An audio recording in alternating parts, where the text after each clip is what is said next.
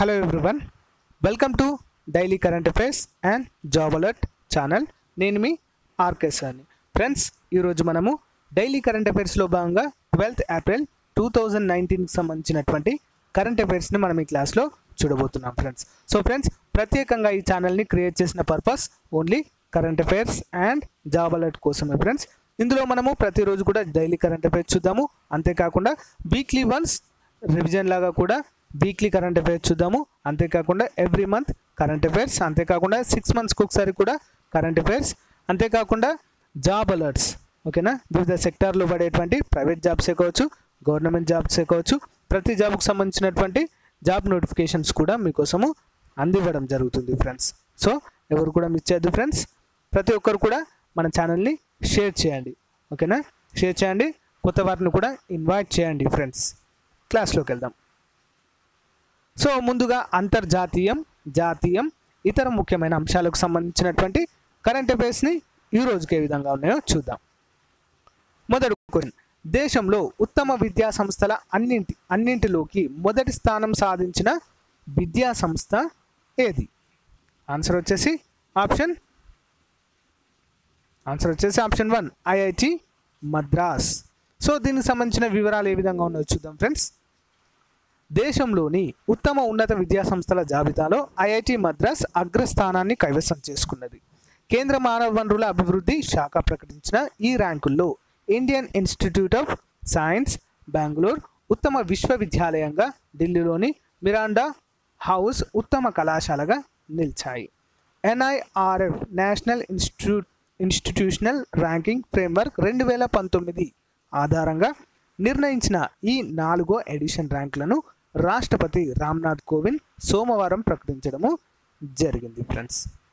Next question, ప్రముఖ social media మాధ్యమము అయిన ఫేస్బుక్లో అత్యంత ప్రజాదరణ పొందిన నేతగా రికార్డు సృష్టించినటువంటి వ్యక్తి క్రింది వారిలో ఎవరు? ఆన్సర్ వచ్చేసి ఆప్షన్ బి, నరేంద్ర మోదీ గారు. వివరాలు చూద్దాం. ప్రధానమంత్రి నరేంద్ర మోదీ సామాజిక మాధ్యమాల్లో దూసుకుపోతున్నారు. ప్రధానంగా సోషల్ మీడియా దిగ్గజం ఫేస్బుక్లో ప్రధాని ఫాలోయింగ్ రికార్డులు సృష్టిస్తుంది. ఫేస్బుక్లో అత్యంత ప్రజాదరణ పొందిన నేతగా అమెరికా అధ్యక్షుడు డొనాల్డ్ ట్రంప్ను వెనక్కి నెట్టి మోదీ ముందు వరుసలో నిలవడం జరిగింది. బీసీడబ్ల్యూ గురువారం విడుదల చేసిన నివేదిక ప్రకారం మోదీ వ్యక్తిగత అకౌంట్కు ఇప్పటివరకు 43.5 మిలియన్ లైక్లు వచ్చాయి. అధికారిక అకౌంట్కు 13.7 మిలియన్ల లైక్లు వచ్చినట్లుగా తెలుస్తుంది. అమెరికా అధ్యక్షుడు డొనాల్డ్ ట్రంప్ 23 మిలియన్ లైక్లతో రెండో స్థానంలో నిలిచినట్లుగా తెలుస్తుంది ఫ్రెండ్స్. నెక్స్ట్ క్వశ్చన్, దేశంలో తొలి దశ ఎన్నికలలో భాగంగా మొత్తం ఎన్ని రాష్ట్రాలు మరియు ఎన్ని కేంద్రపాలిత ప్రాంతాలలో ఎన్నికలు నిర్వహించనున్నారు? Important question. ఆన్సర్ వచ్చేసి ఆప్షన్ 3 18 రాష్ట్రాలు మరియు 2 కేంద్రపాలిత ప్రాంతాలలో ఈ యొక్క తొలి దశలో భాగంగా సాధారణ ఎన్నికలు నిర్వహించదలిచారు. వివరాలు చూద్దాం. అతిపెద్ద ప్రజాస్వామ్య దేశంలో తొలి దశ ఎన్నికల పోలింగ్కు తెరలేచింది. గురువారం 18 రాష్ట్రాలు 2 కేంద్రపాలిత ప్రాంతాల్లో 91 లోక్సభ స్థానాల్లో అభ్యర్థులు అదృశ్యాన్ని పరీక్షించుకున్నారు. వీరిలో నితిన్ గడ్కరీ, అజిత్ సింగ్, కిరణ్ రిజిజు తదితర ప్రముఖులు ఉన్నారు. తెలంగాణ, ఆంధ్రప్రదేశ్ రాష్ట్రాలు కూడా తొలి దశ పోలింగ్ జరుపుకుంటున్న జాబితాలోనే ఉన్నాయి. 91 లోక్సభ స్థానాల్లో 1206 మంది అభ్యర్థులు బరిలో నిలవడము జరిగింది ఫ్రెండ్స్. నెక్స్ట్ క్వశ్చన్, ఇటీవల లైంగిక వేధింపుల కారణంగా అరెస్టు కాబడిన వికీలీక్స్ సహ వ్యవస్థాపకుడు ఎవరు? అతని పేరేంటి? ఆన్సర్ వచ్చేసి ఆప్షన్ బి, జూలియస్ అసాంజే అనేటువంటి వ్యక్తి. వివరాలు చూద్దాం. వికీలీక్స్ సహ వ్యవస్థాపకుడు జూలియస్ అసాంజేను లండన్లోని ఈక్వెడార్ దౌత్య కార్యాలయం వద్ద అరెస్టు చేశారు. ఒక లైంగిక వేధింపుల కేసులో స్వీడన్ పోలీసులు అరెస్టు చేయకుండా అసాంజే 7 ఏళ్ల క్రితము ఈ దౌత్య కార్యాలయంలో ఆశ్రయం పొందారు. కానీ ఆయన పలుమార్లు అంతర్జాతీయ ఒప్పందాలను ఉల్లంఘిస్తుండటంతో తాము ఇచ్చిన ఆశ్రయాన్ని ఉపసంహరించుకుంటున్నట్లుగా దౌత్య కార్యాలయ ప్రతినిధి లెనిన్ మొరినో వెల్లడించారు. దీంతో దౌత్య కార్యాలయం నుంచి ఇతన్ని అరెస్టు చేయడము జరిగింది. నెక్స్ట్ వన్, విజెట్ క్రికెటర్ ఆఫ్ ది ఇయర్ అవార్డును వరుసగా 3వసారి కైవసం చేసుకున్న భారత క్రికెటర్ ఎవరు? Answer option A Virat Kohli. వివరాలు చూద్దాం. ఐసీసీ అవార్డులను కొల్లగొట్టిన భారత స్టార్ క్రికెటర్లు విరాట్ కోహ్లీ మరియు స్మృతి మందన ప్రతిష్టాత్మక విడ్జన్ క్రికెటర్ ఆఫ్ ది ఇయర్ అవార్డులను కైవసం చేసుకున్నారు. నిరుడు 3 ఫార్మాట్లలో కలిపి 2735 పరుగులు చేసిన కోహ్లీ పురుషుల విభాగంలో leading cricketer of the year అవార్డును సొంతం చేసుకున్నాడు. అతను ఈ ఘనత సాధించడం ఇది వరుసగా 3వసారి. ఓకేనా, ఇంపార్టెంట్ క్వశ్చన్. Next one. దేశ చరిత్రలో 5వసారి ప్రధాని పీఠాన్ని అధిష్ఠించిన నెతన్యాహు ఏ దేశానికి ప్రధానిగా ఎన్నిక కావడము జరిగింది? Answer option B Israel. ఓకేనా, వివరాలు చూద్దాం. ఇజ్రాయెల్ ప్రధానమంత్రి పీఠాన్ని బెంజమిన్ నెతన్యాహు చరిత్రాత్మక రీతిలో 5వసారి పీఠాన్ని దక్కించుకున్నారు. బుధవారం వెల్లడైన అనాధికార ఎన్నికల ఫలితాల ప్రకారం నెతన్యాహు ఆధిక్యం సాధించినట్లుగా తెలుస్తుంది. హోరాహోరీ పోరులో నెతన్యాహుకు చెందిన మితవాద లీగ్డ్ పార్టీతో పాటు ఇతర జాతీయవాద మత పార్టీలు ఆధిక్యం సాధించినట్లుగా తెలుస్తుంది. Next one. ఇటీవల చర్చనీయాంశంగా మారిన కృష్ణా బిలంపై తొలిసారిగా చిత్రాలను విడుదల చేసిన పరిశోధనా సంస్థ ఏది? Option A the Event Horizon Telescope. Option B the better for astrophysics director Shep Doeleman. పై 2 సరైనవే. సో ఆన్సర్ వచ్చి ఆప్షన్ సి. పై 2 కూడా సరైన అంశాలే. సో వివరాలు చూద్దాం ఫ్రెండ్స్. కృష్ణబిలానికి, దీన్నే బ్లాక్ హోల్ అంటాం ఫ్రెండ్స్. సో కృష్ణబిలానికి చెందిన చిత్రం తొలిసారి మానవాళి ముందు ఆవిష్కృతమైంది. ఈ Event Horizon Telescope, Center for astrophysics director Shep Doeleman ఈ చిత్రాన్ని విడుదల చేశాయి. National Science Foundation United States of America నిర్వహించిన ప్రత్యేక కార్యక్రమంలో భాగంగా ప్రపంచం ఈ దృశ్యాల్ని వీక్షించినట్లుగా తెలుస్తుంది. ఓకే ఫ్రెండ్స్, ఇంతటితో మనము జాతీయ, అంతర్జాతీయ, ఇతర ముఖ్యమైన అంశాలకు సంబంధించినటువంటి కరెంట్ అఫైర్స్ ఈ రోజుకి సంబంధించి చూసాము. ఇప్పుడు తెలంగాణ రాష్ట్రానికి సంబంధించినటువంటి ముఖ్యమైన అంశాలు ఏ విధంగా ఉన్నాయో చూద్దాం. మొదటి క్వశ్చన్. ఇటీవల తెలంగాణ హైకోర్టు నుంచి పదవీ విరమణ పొందిన న్యాయమూర్తి క్రింది వారిలో ఎవరు? Answer option A justice B Shivashankar Rao. వివరాలు చూద్దాం. సబార్డినేట్ జ్యుడిషియల్ని కాపాడాల్సిన బాధ్యత హైకోర్టుపై ఉందని జస్టిస్ బి శివశంకర్ రావు పేర్కొన్నారు.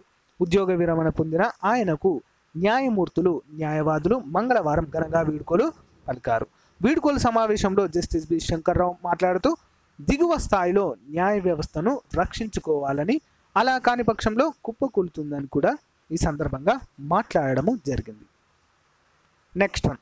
హైదరాబాద్లోని మౌలానా ఆజాద్ జాతీయ ఉర్దూ విశ్వవిద్యాలయం ఇటీవల ఏ దేశ విశ్వవిద్యాలయంతో చరిత్ర, సంస్కృతి, భాషలపై అధ్యయనానికి గాను ఒప్పందము కుదుర్చుకుంది? ఆన్సర్ వచ్చేసి ఆప్షన్ బి ఇరాన్ దేశానికి సంబంధించినటువంటి విశ్వవిద్యాలయంతో. వివరాలు చూద్దాం. ఇరాన్ దేశానికి చెందిన ఆల్ ముస్తఫా ఇంటర్నేషనల్ యూనివర్సిటీతో హైదరాబాద్లోని మౌలానా ఆజాద్ నేషనల్ ఉర్దూ యూనివర్సిటీ ఒప్పందము కుదుర్చుకున్నట్లుగా బుధవారం ఒక ప్రకటనలో మను అధికారులు తెలిపారు. ఈ ఒప్పందంతో భారత్, ఇరాన్ దేశాల మధ్య సంబంధాలు మరింత బలపడతాయని అభిప్రాయపడ్డారు. ఆయా దేశాల సంస్కృతి, చరిత్ర, పర్షియన్, అరబిక్, ఉర్దూ సాహిత్యంపై పరిశోధన చేసేందుకు ఒప్పందం దోహదం చేస్తుందని కూడా ఈ కార్యక్రమంలో భాగంగా తెలపడం జరిగింది. Next one. ఇటీవల జాతీయ ఉపాధ్యాయ మండలి బీఈడి కోర్సును ఎన్ని సంవత్సరాల ఇంటిగ్రేటెడ్ కోర్సుగా ప్రవేశపెట్టడానికి అంగీకారము తెలపడం జరిగింది? ఆన్సర్ వచ్చేసి ఆప్షన్ సి 4 సంవత్సరాల ఇంటిగ్రేటెడ్ కోర్సుగా ప్రవేశపెట్టదలిచింది. వివరాలు చూద్దాం. 4 ఏండ్ల ఇంటిగ్రేటెడ్ బీఈడి కోర్సును పరిచయం చేస్తూ జాతీయ ఉపాధ్యాయ మండలి నిర్ణయం తీసుకుంది. ప్రస్తుతం కొనసాగుతున్న 2 ఏళ్ల కోర్సును ఎలాంటి ఆటంకం కలగకుండా సమాంతరంగానే ఈ కొత్త కోర్సును ప్రవేశపెడతారు. దేశవ్యాప్తంగా డిగ్రీతో పాటు బీఈడి కోర్సును కూడా అందుబాటులోకి తీసుకువచ్చారు. ఇంటర్మీడియట్ కోర్సు పూర్తి చేసిన విద్యార్థులకు 4 సంవత్సరాల డిగ్రీ ప్లస్ బీఈడి కోర్సు చేయడానికి అర్హత కల్పించనున్నట్లుగా తెలపడము జరిగింది. నెక్స్ట్ వన్, ఇటీవల హైదరాబాద్లోని ఏ ప్రాంతంలో 10 మంది మహిళలు మరణించిన ఘటనను జాతీయ మానవ హక్కుల సంఘం ఈ చర్యను సుమోటోగా తీసుకుని రాష్ట్ర ప్రభుత్వానికి నోటీసులు జరిగింది. మరి ఏ ప్రాంతంలో ఈ చర్య జరిగింది? ఆన్సర్ ఆప్షన్ ఏ నారాయణపేట. వివరాలు చూద్దాం. హైదరాబాద్ నారాయణపేట సంఘటనలో 10 మంది మహిళలు మృతి చెందడం పట్ల జాతీయ మానవ హక్కుల సంఘం స్పందించింది. ఈ సంఘటనను సుమోటోగా స్వీకరించిన ఎన్హెచ్ఆర్సీ తాజాగా తెలంగాణ ప్రభుత్వానికి నోటీసులు జారీ చేసింది. నారాయణపేటలో మట్టి దిబ్బలు కూలి 10 మంది మహిళలు చనిపోయిన సంగతి తెలిసిందే. నెక్స్ట్ వన్, రాష్ట్రంలో లోక్సభ ఎన్నికల నేపథ్యంలో సోషల్ మీడియాలో ఎలాంటి ప్రసారాలు చేయకూడదని కట్టుదిట్టమైన ఆజ్ఞలు జారీ చేసిన తెలంగాణ రాష్ట్ర ప్రధాన ఎన్నికల అధికారి ఎవరు? ఆన్సర్ వచ్చేసి ఆప్షన్ ఏ రజత్ కుమార్. వివరిద్దాం. లోక్సభ ఎన్నికల నేపథ్యంలో గురువారం రోజు రాజకీయాలను ప్రభావితం చేసే ప్రసారాలు, ప్రకటనలు చేయవద్దని రాష్ట్ర ముఖ్య ఎన్నికల అధికారి రజత్ కుమార్ తెలిపారు. ఒక రాజకీయ పార్టీగా లేదా అభ్యర్థికి అనుకూలంగా అభ్యర్థులు విజయ అవకాశాలపై ప్రభావం చూపే రాజకీయ కథాంశంతో ఉన్న సినిమాలు, జీవిత చరిత్రను పత్రికలు, ఛానళ్లలో వేయకూడదని సూచించారు. ఈ మేరకు కేంద్ర ఎన్నికల సంఘం ఉత్తర్వులు కూడా జారీ చేసినట్లుగా ఆయన తెలపడం జరిగింది. ఓకే ఫ్రెండ్స్, ఇంతటితో మనం జాతీయ అంతర్జాతీయ అంశాలే కాకుండా తెలంగాణ రాష్ట్రానికి సంబంధించినటువంటి ముఖ్యమైన కరెంట్ అఫైర్స్ని చూసాము. ఇప్పుడు ఆంధ్రప్రదేశ్ రాష్ట్రానికి సంబంధించిన కరెంట్ అఫైర్స్ ఈ రోజుకి ఏ విధంగా ఉన్నాయో చూద్దాం. ఫస్ట్ క్వశ్చన్, ఇటీవల ఆంధ్రప్రదేశ్ హైకోర్టు ఏ సినిమాకు సంబంధించి ఆజ్యాలపై, ఆజ్యాల్ మీన్స్ పిల్స్